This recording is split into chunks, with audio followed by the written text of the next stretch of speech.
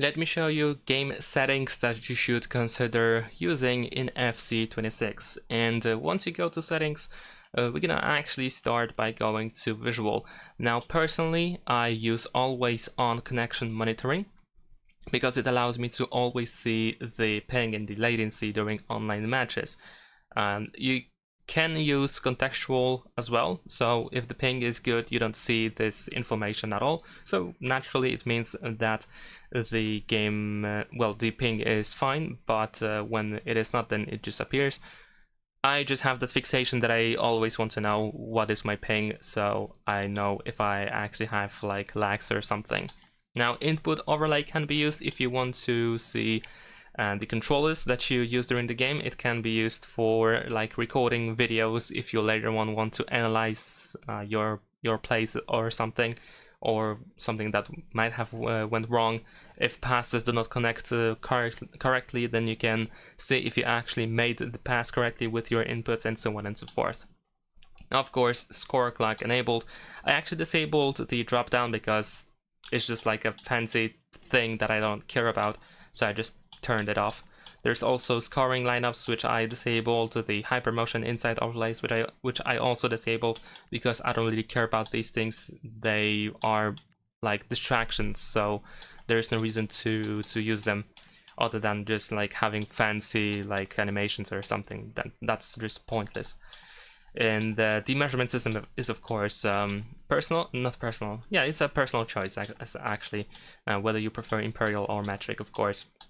Now, tactical chalkboard allows you to see changes in the tactic as you make them in the game. So if you use different tactics during the match or throughout the match, then the tactical chalkboard allows you to see these changes in positions of players, which I believe is actually quite nice to see once you make that that change of tactic.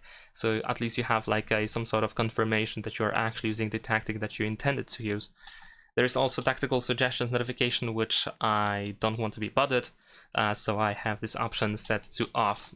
And then we have new additions to the game, the footedness icons and skill moves rating. So these are these icons that you have below the power in the bottom left and bottom right corner, below player name bars, and they are pretty good additions because you can always see the weak foot and the preferred foot and how strong they are. I mean, how strong the weak foot is. There's also skill moves rating, so you always know if you can execute certain skills if you do skill moves during the game. And there is also the playstyles icon, so it's always good to see if your player has certain playstyles that you might want to actually use in a given moment. There is also the objective gameplay notification, which apparently is not working right now, but it should be added in the future. So you might want to have this enabled once it is working, because essentially if you are trying to complete certain objectives during like squad battles or something, then this can be a good indicator that you are done with an objective, so you can move on to the next thing. Alright, now indicators, of course, player name bar is, I believe it should be set to enabled, and overhead information, so you not only have these bars at the bottom of the screen and corners, but you also see the player's name or number. And speaking about name and number, it is just better to have the player name because you can actually customize numbers in the Ultimate Team, for example. Not only in the Ultimate Team, but generally speaking, you can change numbers on kits for players. And it's just, you know, a better information if you actually see the name of the player rather than a number. The player indicator size, we have 3 sizes, and default is a pretty solid choice, but large might be even better because it makes these indicators easier to see, easier to notice, and this is especially useful when you want to spot the next player indicator. So you can set it to large. I actually wanted to change that in the past, but I forgot. Player indicator fade is also a pretty good choice to have it enabled because you can see the stamina loss on the indicator, so you don't have to, you know, to look to glance at the corner of the screen to see the stamina. Then we have the teammate contain indicator, which should be enabled because you can see if you are pressing with a player all the time and how much time you have left before the player gives up on pressing. Then we have the overhead playstyle plus indicator, which also should be enabled. It should be just enabled instead of like team only, because if this is enabled for everyone, that then you can also see these playstyles indicators on opposite team. So if the opponent is using like a playstyle plus, then you can see that as well, which I think is a pretty good information to to know about. Next player switch indicator should be enabled, because you can see to whom you will change the next time you use left bumper or L1. And there is also the ID indicator, which I believe it can be disabled. It can be set to fade. I'm not sure if there is a reason to have it enabled all the time. Personally, I use fade. And yeah, so I guess this is like a personal preference if you care about IDs of online players. Now, celebration camera focus, this can actually be set to user-controlled team only, so when the opponent scores a goal, you don't see their celebration, which might be quite crucial to maintaining your, your sanity, essentially. You don't want to be distracted or triggered or getting mad by, by seeing toxic celebrations during online matches. So if you are a person that gets angry because of a celebration, then you can switch it to user-controlled team, so you don't see those celebrations. And yeah, so you don't allow your team, you don't allow your opponents to get into your head that easily, because you don't see those celebrations. And hold to skip, I guess it's a personal preference. I keep this off. The vision pass, precision pass visuals, I prefer to have them enabled, because these are manual passes that that show you where you will pass or shoot over here. So there's always a better choice to know where you are about to pass or shoot. And there is also the underfoot player highlight, which I have disabled. It's just another distraction. The communication system for rush and clubs, I guess you can turn them off if you are annoyed by them. I don't play rush that much, and I don't play clubs at all, and I'm not bothered with these commands and quick chats and so on and so forth. So I have this enabled, because sometimes I even laugh at these commands in certain situations. The AR coach in Rush is like a additional helpful tool for new players who are new to Rush, but after some time it can be quite annoying to use, and these coach tips are most of the time useless actually, so it's up to you, but I personally would hide them. And the ping system in Rush is the same thing as the communication, so I just keep it on. And the radar, I believe 2D is good enough. Some people might like to use 3D. I just think 2D is a better choice for the information. The goal net is just a personal preference.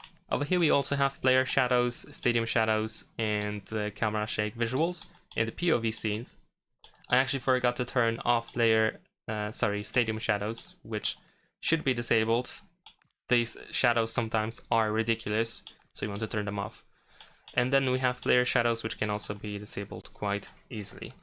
And then we have those POV camera scenes, which actually I enjoy them quite a bit, so there is no reason for me to turn them off. But if you don't wish to see them, then you can just stick with the classic view instead. I just like it, so I keep it on. Now, in case you have, if you don't see all colors, then you can use any of these color blindness options, and they are also working, I believe, with the high contrast mode. But the high contrast mode itself is also a quite good option, because it allows you to change colors or apply color filters for kits for both teams, so you can I cannot speak anymore. You can tell the difference between these, your players and the opponents. And so if you have sometimes trouble with, recognizing who is who, which players are your players, and sometimes this happens because sometimes the game can use very similar kits, then in that case you can, for example, quickly enable the high contrast mode. But this is first it's individual thing, if you prefer clarity over visuals, and secondly it can be used just in specific situations that I mentioned just right now. And the rest is of course optional, like the main menu, video, and subtitles. Now, besides that, we have the accessibility over here, which can also be used for some people if needed, of course. You can also remap the stickers, of course. Sorry, not stickers, the sticks. Right stick with left stick, you can change them. So this might be useful if you are left-handed, for example. I'm not sure if that's really a thing. I don't think so. But you know, if you like it the other way, then you can change that over here. And the same happens with the with bumpers, left and right bumper, for example. And then we have display options. And in display options, you might want to, of course, play either with borderless display mode or full screen. I know that in the past, if you used full screen, the game could crash if you tapped out. And I know that this didn't happen at least that much when you use borderless.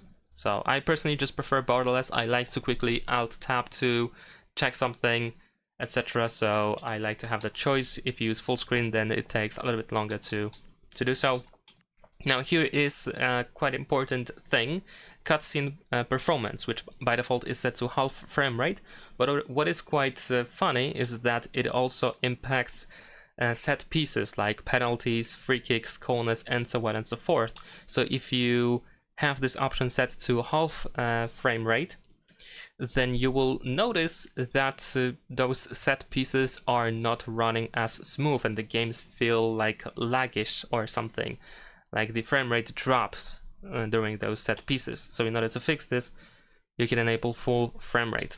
Render scale can be used depending on your computer, for example, right? I mean your specs of your computer. And graphic settings, in the case of PC, we have a bunch of different graphic options, which you know, can be adjusted individually. This is up to like personal PC, I guess, and what kind of parts you have in your PC. So if needed, you might need to downgrade these graphics. On the console, there is just one option, the graphics mode. And apparently it is better to use favor resolution instead of enhanced visuals. So you can change that as well in case you want to. And yeah, I think that's pretty much it. I think that's all that I wanted to mention in this video. There is also audio, which in this case I just want to mention the streamer mode. So if you don't want to listen to the copyright music, then you can enable this option. So you will avoid copyright infringements. And I know that some people find the Rush commentator to be quite annoying, so you can turn off the commentary volume over here for Rush, if you play Rush actually. Alright, I think that's all. Thanks for watching, leave a like and subscribe.